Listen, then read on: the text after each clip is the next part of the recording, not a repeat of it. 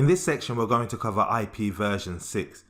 We have Tower Bridge, and we also have our most controversial guest to date.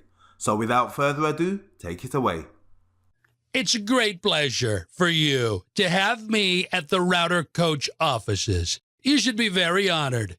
Today, I want to talk to you about IPv6. For years, you may have heard that the world is running out of IPv4 addresses and that we should all make the move to IPv6. All I can say is this is fake news. Between RFC 1918 private IP addresses and NAT, the need for IPv6 has been pushed back. However, that's not to say that IPv4 isn't a NAT-infested cesspit of IP addressing. In fact, we should build a wall around IPv4 and get Mexico to pay for it. IPv6 addresses are 128 bits long compared to 32 bits long for IPv4. That means IPv4 has over 4 billion addresses and was only saved because NAT came to bail it out. Whereas IPv6 has, well, I'm not even going to try to pronounce that. Just look on the screen. Go ahead, take a look. That's enough IP addresses for every grain of sand on planet Earth. IPv6 uses built-in neighbor discovery and can discover IPv6 neighbors on a segment, and IPv6 addresses can be configured automatically using auto-configuration without the need for DHCP. This is not just a big deal. This is a huge deal. You should all move to IPv6 right now. Wow, what more needs to be said? Okay, so I currently have a router up and running, and the only configuration I have on this is IP version 4. Now, on the Nokia 7750 platform, if we were trying to do any kind of IP version 6 configuration, we'll find that we're going to come up with the following error. And it says, feature not supported, check chassis mode. And on the Nokia 7750, we need to enable IP version 6. And to do that, we need to enable chassis mode C or chassis mode D. Configure system chassis mode, and I will say D. Once we've enabled the correct chassis mode, then we could go ahead with the IP version 6 configuration.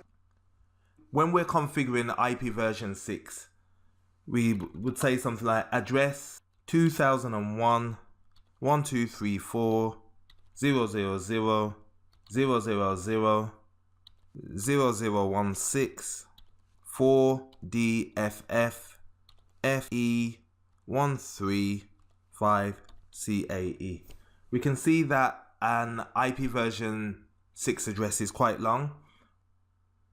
We have 8 16-bit sections, with each section divided by a colon. So we're going to have a look at a graphic just to see what's happening here.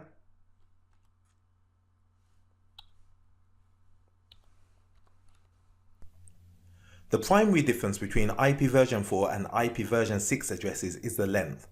IP version 4 addresses are 32 bits long, made up of 32 ones and zeros.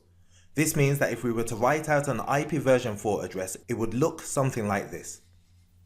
Whereas an IP version 6 address is made up of 128 ones and zeros. This means that if we were to write out an IP version 6 address in the same dotted decimal way that we write an IP version 4 address, we would need to break the 128-bit address into 16 8-bit sections. We would get something like this. This is a bit long and difficult to read, so to simplify the way binary numbers are displayed, IP version 6 addresses are written in hex, which means the address is divided into 8 16-bit sections, and each 8-bit section can be separated into 2 groups of 4 bits, called a nibble, represented using only 2 different hex digits. Also, we use a colon to separate the sections rather than a dot. This same address in the new format now looks like this. However, this still looks a bit long and clumsy. So with IPv6 addressing, there are a number of ways that you can shorten the address. The first way is that leading zeros can be removed, but each block you do this with must have at least one number remaining, leaving us with the following address. The second method is called zero compression. If you have consecutive fields of zeros in an IPv6 address, they can be expressed with 2 colons.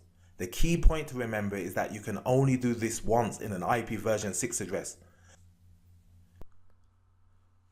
After looking at the graphic, when we look at the show router interface now, we can see that the IP address has been shortened.